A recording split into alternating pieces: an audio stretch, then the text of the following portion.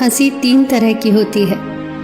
पहली, जब हम दूसरों पर हंसते हैं, ये हंसी सबसे नीचे दर्जे की होती है। दूसरी हंसी, जब हम खुद पर हंसते हैं, ये हंसी ऊंचे दर्जे की होती है। तीसरी, अंतिम और उच्चतम हंसी वो होती है जब हम पूरी स्थिति पर हंसते हैं। पूरी स्थिति यानी अच्छी हो, बुरी हो, बेतुकी हो, जैसी भी हो, सब मंजूर है, पूरी समग्रता के साथ मंजूर है। ऐसी मंजूरी के साथ जब हम हंसते हैं तो वही होती है ब्रह्मांडीय हंसी। प्राचीन चीन में 3 बूढ़े भिक्षु रहते थे। उनका नाम किसी को नहीं पता, क्योंकि उन्होंने अपना नाम कभी किसी को बताया ही नहीं। कोई उन्हें नाम से नहीं जानता था। वो जाने जाते थे 3 हंसने वाले भिक्षुओं के नाम से। वो भिक्षु थे, पर ना तो कभी उन्होंने कोई शिक्षा दी, न उपदेश दिए, न किसी बात का जवाब दिया। वो केवल और केवल एक ही काम करते थे, वो सिर्फ और सिर्फ हंसते थे। वो तीनों एक साथ यात्रा करते, एक गांव में प्रवेश करते और चौराहे के बीचों बीच खड़े होकर हंसते। वो पूरी समग्रता के साथ हंसते। वो ऐसे हंसते मानो हंसना ही उनकी साधना हो, हंसना ही उनका तप हो, उनके प्राण हो। वहां मौजूद हर कोई उनकी हंसी की तरफ खिंचा चला आता और धीरे धीरे वहां एक भीड़ जमा हो जाती, और उस भीड़ में कोई भी व्यक्ति ऐसा न होता जो उनके साथ हंस न रहा होता। जब पूरे गांव में हंसी की लहर दौड़ जाती तो उसी क्षण वे दूसरे गांव के लिए निकल जाते। उनकी प्रार्थनाएं, उनके उपदेश, उनकी शिक्षाएं केवल और केवल हंसी ही थे। उनको हंसता देख लोग अपने सारे दुख दर्द भूल जाते और उनके साथ हंसने लगते।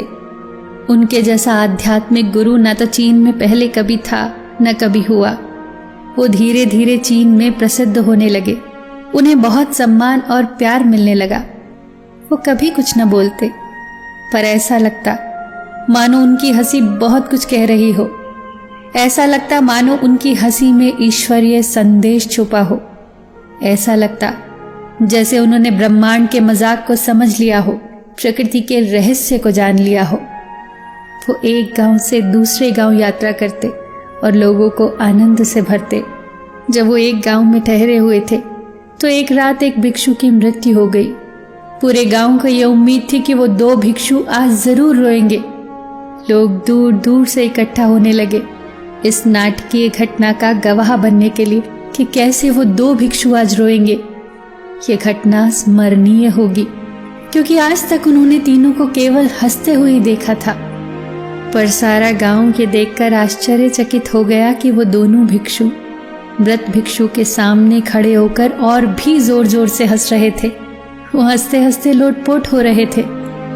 गांव के लोगों ने समझाया कि उन्हें आज हंसना नहीं चाहिए, उन्हें तो शोक मनाना चाहिए। उस दिन भिक्षुओं ने पहली बार कुछ बोला। उन्होंने कहा कि हम हंस रहे हैं इस भिक्षु की जीत पर। हम जश्न मना रहे हैं क्योंकि ये जीत गया। ये जीत गया वो शर्त जो कल रात हमने रखी थी कि कौन पहले मरकर अन्य 2 को हराएगा। हम हंसकर इसकी जीत की खुशी मना रहे हैं। कई वर्षों से हम साथ रहे, साथ हंसे, और आज इसे अंतिम विदाई देने का इससे बेहतर तरीका और कोई नहीं हो सकता। हम केवल हंस सकते हैं। लोगों ने महसूस किया कि मृत भिक्षु का चेहरा ऐसे मालूम पड़ रहा था कि मानो वो भी इन दोनों के साथ हंस रहा हो। चीन में मृत व्यक्ति को धोने और उनके कपड़े बदलने की परंपरा थी, पर मृत व्यक्ति ने अपने साथियों से ऐसा ना करने को कहा। उसने कहा, मेरे शरीर को न तो धोना, न ही मेरे कपड़े बदलना, क्योंकि मैं कभी अशुद्ध हुआ ही नहीं। हंसी की फुहारें मुझ पर इतनी बरसी कि अशुद्धता रही ही नहीं। दुनिया की किसी भी गंदगी को मैंने हंसी के जरिए अपने पास तक फटकने नहीं दिया। मृत भिक्षु को उन्हीं कपड़ों के साथ चिता पर रख दिया गया, और जैसे ही आग लगी तो उसके कपड़े चटकने लगे। मृत भिक्षु ने अपने कपड़ों में पटाखे छुपाए थे जो आग लगते ही फटने लगे, और सारा आसमान कई रंगों की आतिशबाजियों से चमकने लगा। सब आश्चर्यचकित थे, सब दिशाओं में रंगीन रोशनी फैल गई और ये देखते ही सारा गांव जोर जोर से हंसने लगा।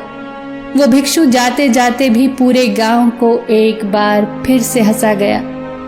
वो भिक्षु सिखा गया ब्रह्मांड के उस रहस्य को कि हंसो, क्योंकि हंसना सिर्फ मनुष्य के भाग्य में ही है। हंसो, क्योंकि हंसना आपके द्वारा अभी तक की गई प्रार्थनाओं में सर्वश्रेष्ठ है। हंसो, क्योंकि मुस्कुराहटें आत्माओं का चुंबन है। हंसो, क्योंकि हंसी के हथियार के सामने कोई खड़ा नहीं रह सकता। सब कुछ भूलकर हंसो, सुख दुख दर्द तकलीफ सब भूलकर हंसो, ताकि आप उस ब्रह्मांडीय हंसी का हिस्सा बन सको। फिर मिलेंगे दोस्तों अगली कहानी के साथ। तब तक के लिए अपना ख्याल रखना और हमेशा मुस्कुराते रहना।